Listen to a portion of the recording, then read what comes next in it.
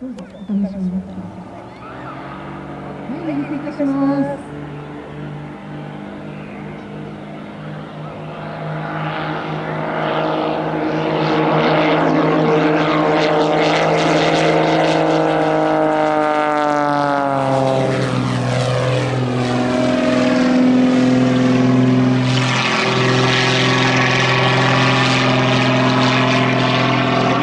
低いので今日十分な高度なので上昇してまいります。1550度になっています。燃焼が見える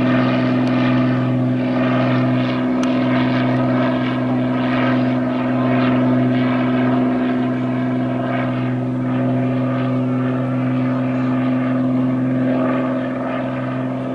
風は特に出ないです。画面からの音楽や動画などをご覧くださいということで、360度先ほどのレーダー活動が低空レーダーと内向レーダーの両方とも入っていますので、少しでも受けて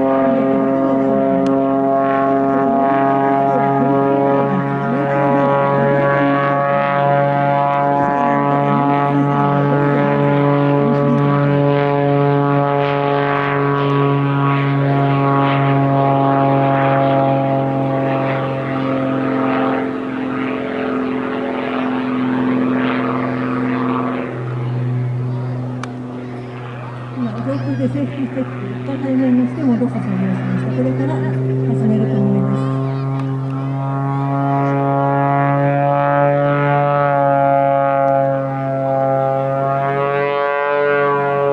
い、最後までですね、次は。さすが音楽のレーダーらしいです。Welcome to the Performance Flight Response Station. You're about to experience non-stopping high energy biplane airplanes. Thank you for joining us. Enjoy.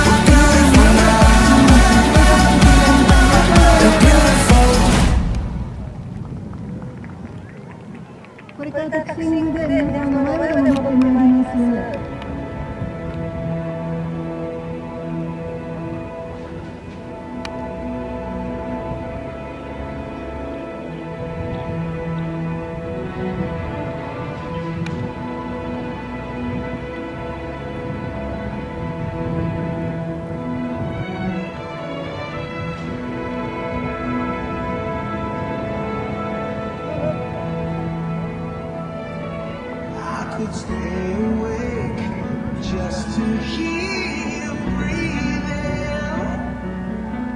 Watch you smile while you are sleeping, while you're far away. I could spend my life in this sweet surrender. I could stay lost in this moment forever. Every moment spent with you is a moment I treasure. 本部山本さん、レッドソックス野手ですが、このままタクシングで本まで戻ってエンジンシャットダウンして終了となります。ありがとうございました。はい、ありがとうございました。お疲れ様でした。ありがとうございました。以上です。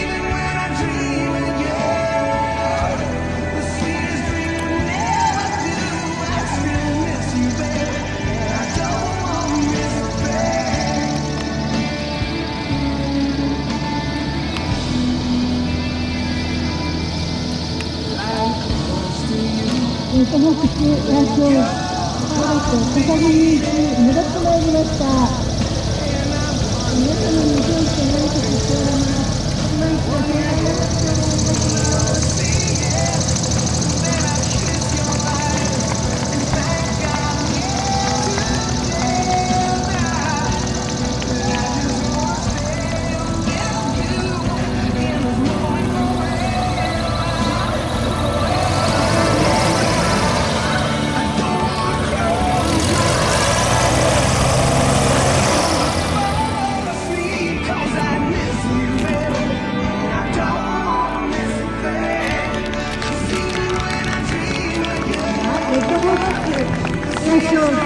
パイロット高木皆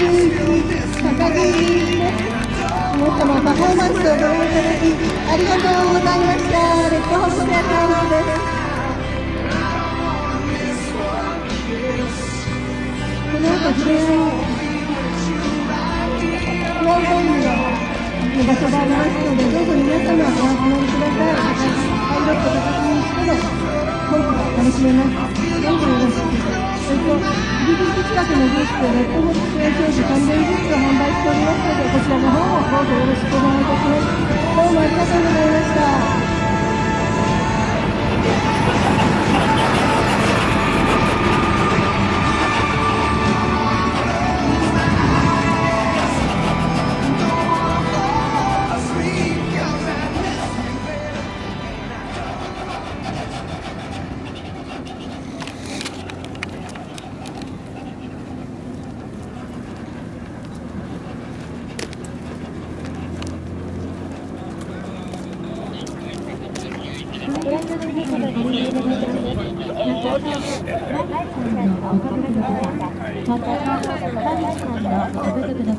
おかげさまで一人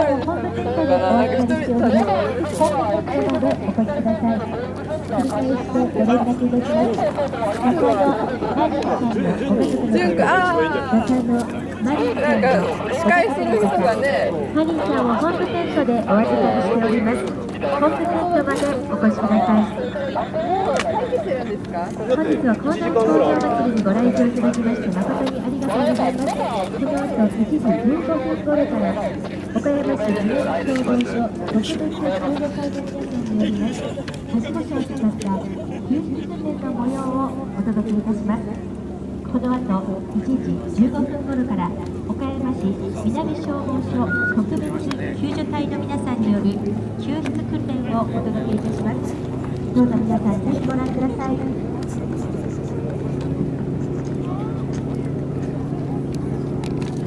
お疲れ様でした。お疲れ様でした。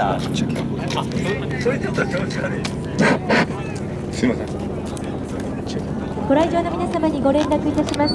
中野マリーちゃんのご家族の方、中野マリーちゃんのご家族の方、マリーちゃんを本部テントでお預かり皆さんこんしております。にちは。本部テントまでお越しく校内飛行場ださい。の飛行場祭りにようこそおいでくださいました。私、レッドフォックスエアショー代表、高木雄一と申します。今、こちらの赤い服を着てスペシャル S2S でマリンちゃんを本部テントでお預かりしております。本部テントまでお越しください。ベース出動しているのはアメリカカリフォルニア州西海岸ですね。そちらで飛行教官、曲飛行を専門に飛行教育を提供しながら、自身で曲飛行競技やそれからこうやってエアショーなどの活動をしております。今回はグラウドファンディングという皆様のご支援をいただいて、こうして飛行機を日本に運んでですね、皆様の前でエアバリクスを、披露することができて、そして皆様とそしてお会いできて本当に光栄です。今日はお忙しい中、お越しくださいまして本当にありがとうございました。とても楽しかったです。ありがとうございます。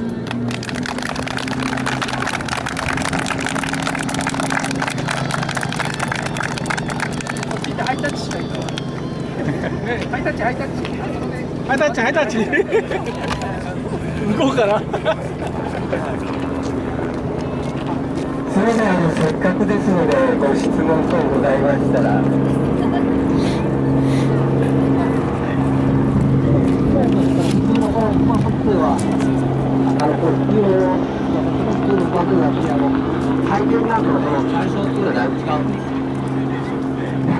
そうですね、今のこの飛行機という主翼が上下に2台ある形式なんですけども、内海先生が乗られているウエストパパの、単翼機と比べると特性がだいぶ違ってですね、こちらの何て言うんでしょう、主翼の前で囲まれた箱のような形です。ですから空気をうまくかいてくれる、空気をつかむことができる飛行機かなと私は考えています。自分としてはこういった飛行機のが乗り慣れているので、自分の好みとも合っているようですね。乗っていて楽しい飛行機です。もちろんすごいいい飛行機なんですけど、ぜひお試しください。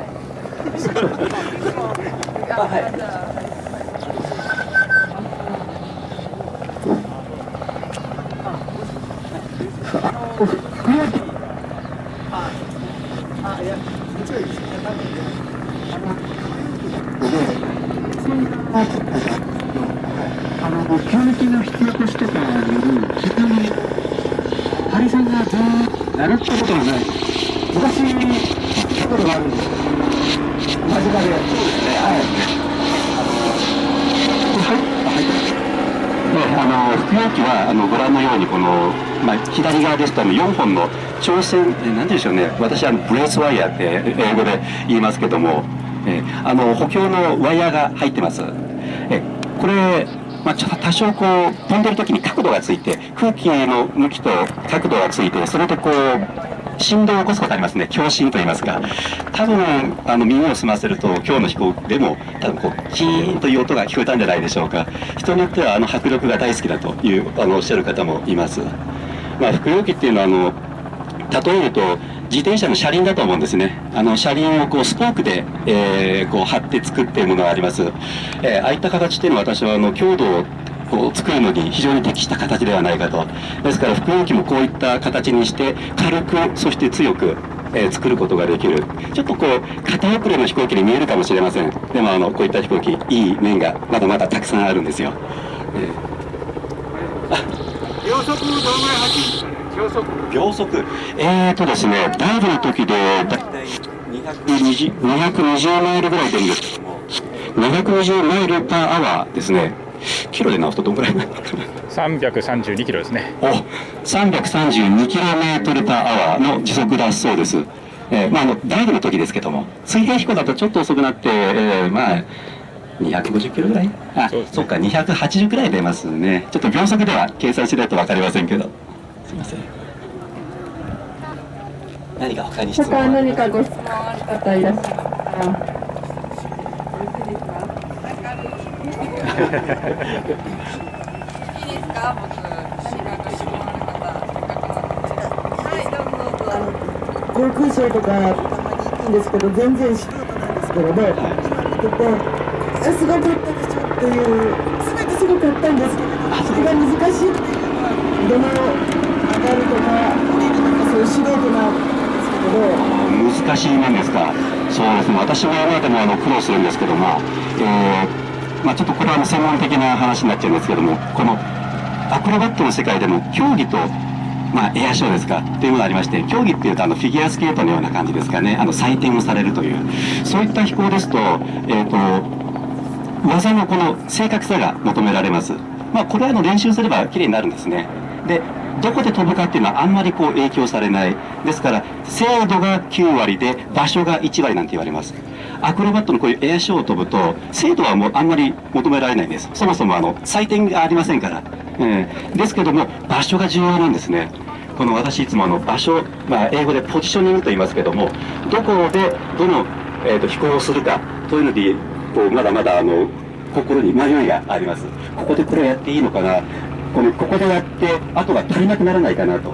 皆様がこうやってご覧になっていて、例えばここセンターとしますと、あの辺りが端でこっちも端かなと、均等に飛びたいんですけど、なかなかそこスピードだとか場所とか風も考えると頭の中がいっぱいになりますね。まだまだだなと私は思います。一番難しいところそこですかね。ありがとうございます。はい、他どなたかご質問ありましたら。じゃあさっき早かったこちらの方からすいません。くるくる回られてるんですけど、はい、その辺の特殊な訓練とかしてるんですか？特殊な訓練ですか。軍の方だとなんかそういう訓練とかやりますね。でもあれは G ですかね。振り回して G 体勢をつけるという、失神しないっていうんですか、気を失わないようにやる訓練あるけど、くるくる回転する、そのめまいをするかしないかっていう訓練は、これは多分乗るしかないかもしれません。私も正直言ったあまりスポーツも得意な人間ではありません。ただ始めた時に私ね、よくアクロバット中に血が下がって気を失いかけることが何度もありまして、向いてないのかな、やめた方がいいのかなと思ったんですけども、ずっと続けました。なぜかというと好きだったからです。多分くるくる回る、これで目を回さないだとか、乗り物酔いしないようには乗れば乗るほど多分体強くなってきますね。そこを続けてられるのはどれだけ好きかとか情熱をどこまで燃やせるかだと私は思います。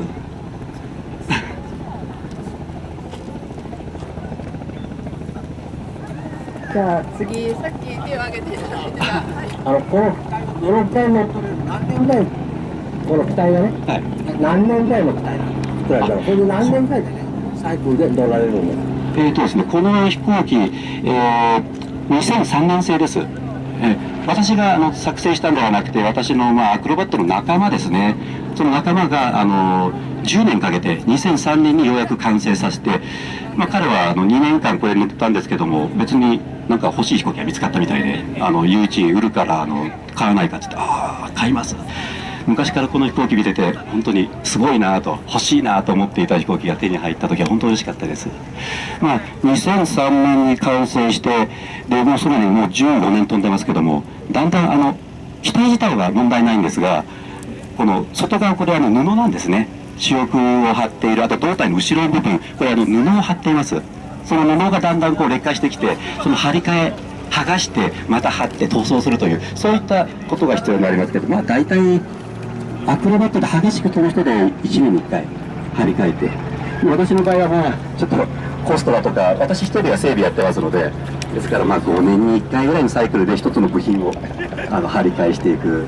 エンジンに関しては私のペースでいくと多分10年ぐらい持ちますね。言い換えればそういうことをやっていけばこの飛行機永遠に飛び続けます。非常に車と違ってシンプルですし、部品もずっと供給されてますから、私はもう一生乗り続けて、そして私が引退する時にはどなたかにこの飛行機をお渡しできればなと、今そういった考えで飛んでます。では次ラストの質問とさせていただきますが、どうしよう、ちょっと子供さんに譲っていただいてもいいですか？あちらの方どうなのかな。この機械は何トンですか？飛行機は、今ね、アクロバット用に燃料を少なめに軽くして飛んでるんですけども、いっぱいにすると、720kg。ですから、多分軽自動車よりも軽いんじゃないでしょうか。で、この飛行機のエンジン、チューンアップして馬力を上げてます。ですから、加速も多分、普通の自動車よりも速いですね。おそらく。はい、どうもありがとう。はい、ではすみません、最後お時間ですので、触れ合いタイムはこの辺で。